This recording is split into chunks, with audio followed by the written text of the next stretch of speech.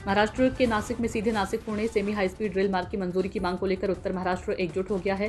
सिन्नर तालुका railway कृति समिति की बैठक में फैसला लिया गया कि 9 अगस्त क्रांति दिवस के अवसर पर गोंदे फाटा में समृद्धि महामार्ग और नासिक पुणे राष्ट्रीय राजमार्ग पर विशाल चक्का जाम और रास्ता रोको आंदोलन किया जाएगा। समिति का दावा है कि इस रेल परियोजना के सर्वे और भूमि अधिग्रहण पर वर्षों से करोड़ों रुपए खर्च हो चुके हैं, लेकिन अब वैकल्पिक मार्ग को प्राथमिकता दी जा रही है, जिससे दूरी, समय और लागत बढ़ेगी। समिति ने केंद्र सरकार और रेल मंत्रालय से सीधे नासिक पुणे सेमी हाई स्पीड रेल मार्ग को तत्काल मंजूरी देने और वैकल्पिक प्रस्ताव को निरस्त करने और सभी संबंधित पक्षों की संयुक्त बैठक बुलाने की मांग की है। संवाददाता नमनाथ आवाड की रिपोर्ट। रेल्वे मार्ग हा सिन्नर तालुक्यातून जात असताना जो काही जुना मार्ग आहे त्या मार्गानेच हा रेल्वे मार्ग जावा अशी सिन्नर तालुक्यातील तमाम जनतेची मागणी आहे। कारण शेवट रेल्वे मार्ग हा एक विकासाचा मार्ग आहे आणि आज हजारो विद्यार्थी पुण्यासारख्या ठिकाणी शिक्षणासाठी जातात। चाकण MIDC असेल, पुणे असेल, औद्योगिकरणाच्या दृष्टीने नागरिकांना पुणे हा रेल्वे मार्ग अत्यंत महत्त्वाचा आहे।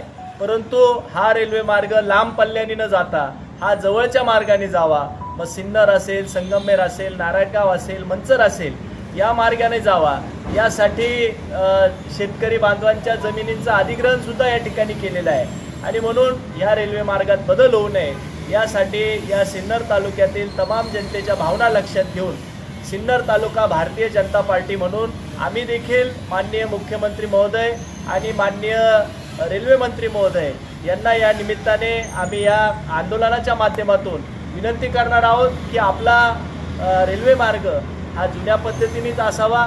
तालुक्यातील जनतेच्या भावना आपण लक्षात घ्यावा आणि यासाठी हा जो काही सर्वपक्षीय आंदोलनाचा या ठिकाणी भाग आहे त्यामध्ये सिन्नर तालुका भारतीय जनता पार्टी म्हणून देखील आम्ही या ठिकाणी उपस्थित राहणार आहोत। या आंदोलनाला पाठिंबा देणार आहोत। तरी तालुक्यातील तमाम लोकांनी, जनतेने या ठिकाणी उपस्थित राहावं ही विनंती या ठिकाणी करतो। नाशिक पुणे रेल्वे या संदर्भामध्ये 9 ऑगस्ट क्रांतिदिनी रेल्वे कृती समितीच्या वतीनं चक्काजाम आंदोलन पुकारलेलं आहे। त्या अनुषंगाने सिन्नर तालुका रेल्वे कृती समितीच्या वतीनं आज सिन्नरमध्ये मीटिंग बोलवून 9 तारखेच्या आंदोलनाची दिशा ठरवण्यात आलेली आहे। या आंदोलनामध्ये खासदार साहेब असतील, आमदार साहेब असतील, त्याच पद्धतीनं उदय सांगळे असतील आणि सर्वपक्षीय लोक, सर्व कार्यकर्ते याच्यामध्ये सहभागी होणार आहे आणि याच्यामध्ये कुठल्याही पक्षाचा संबंध नाही। सर्व पक्षांनी पक्षाचे जोडे बाजूला ठेवून या जन आंदोलन म्हणून हाती घेतलेलं आहे आणि हे जन आंदोलन अत्यंत चांगल्या पद्धतीनं सुरू आहे। याच्या अगोदर 2 वेळेस आम्ही हा रास्ता रोको पुकारलेला होता, परंतु अजितदादा पवारांचं त्या ठिकाणी निधन झालं आणि त्यावेळेला आपण तो पोस्टपोन केला।